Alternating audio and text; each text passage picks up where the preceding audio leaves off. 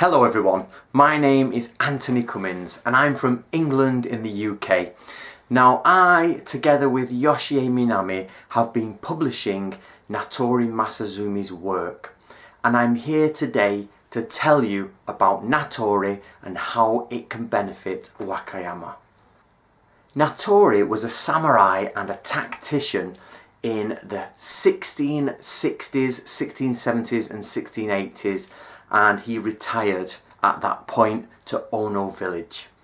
During his time, he wrote a lot of manuals. He collected as much information about warring periods, warfare, as he could, so it could be saved for the future. And he wrote all of these down in one collection. This collection is an amazing find. It's truly amazing. Other collections have some great information, but normally they only discuss high-end tactics or secret things. Most of the common things were taught by word of mouth or by showing people. Natori starts at the beginning and he goes through as much as he can and finishes at the end. He then adds samurai equipment and gives us information about things that were being used at that time. So together, this is an amazing find. I feel it's better than other collections because it encompasses almost everything, as much as he could have wrote down. This includes Shinobi no Jutsu, the arts of the shinobi. He wrote 3 manuals on the subject.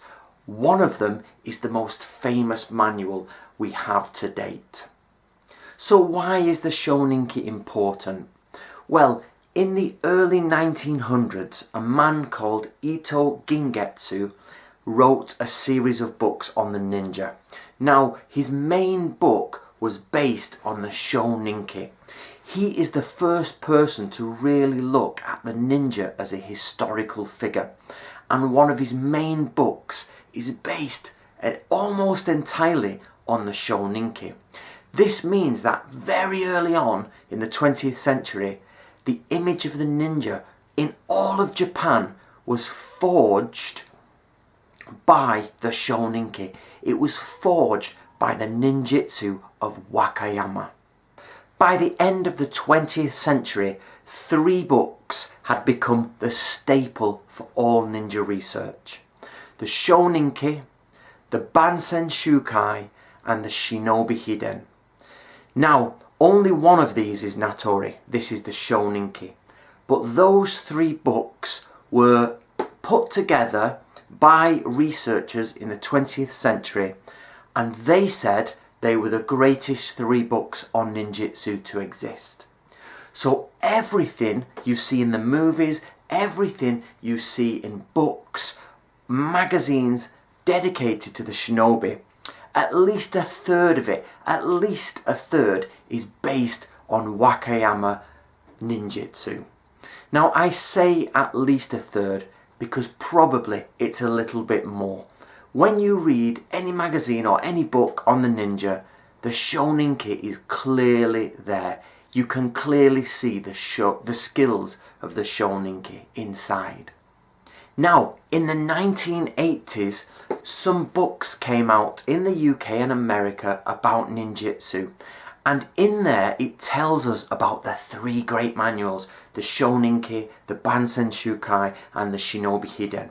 So of course, everybody wanted to know what is in these manuals, what is in them.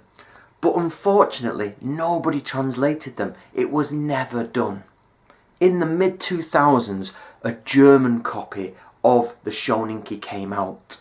Now, of course, most people speak English in the West, so it didn't really get much popularity.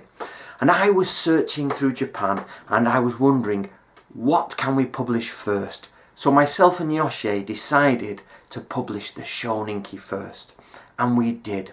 We published it as True Path of the Ninja. It was extremely difficult and extremely time consuming, but it was very, very much worth it.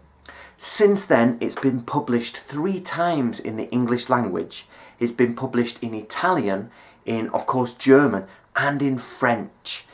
Natori and Natori ninjutsu is becoming very, very well known in the West now among the ninja communities.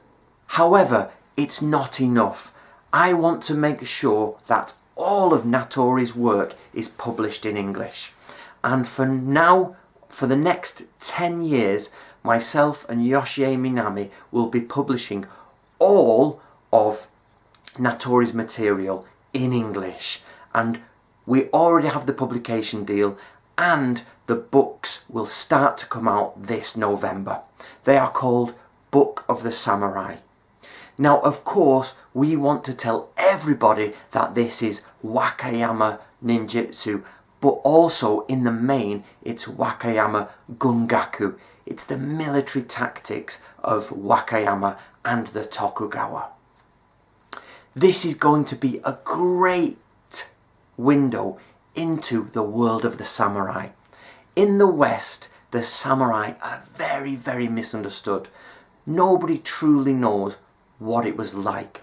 And of course, Natori tells us, and I hope to share this with the West and improve the understanding of Japanese culture for everybody who's interested. If you want to break down all of Natori's teachings, you can break them down into 4 basic areas. 1, he deals with tactics and everything that is involved with tactics. 2, he deals with social expectations. What was the samurai socially expected to do? Of course, this is amazing. We find out what it was like as life as a samurai. 3, he teaches us physical skills. We can actually go and recreate the skills that the samurai used. But 4, and I think most importantly, he teaches about mental programming. How to shape your mind to think like a better person. How to be more critical and how to analyse the world. Basically, instead of having a jumbled mind just as you're born with, to construct it properly so that you become a better human being. This is my opinion, but I think if you truly study Natori's work, and I mean study, not read, if you truly study it, if you start at the beginning and get to the end and you really think about it, you become a changed person at the end. I know for me, it has changed the way I think, and it has changed the way I approach the world and the people around me. I think if other people read it, the same will happen.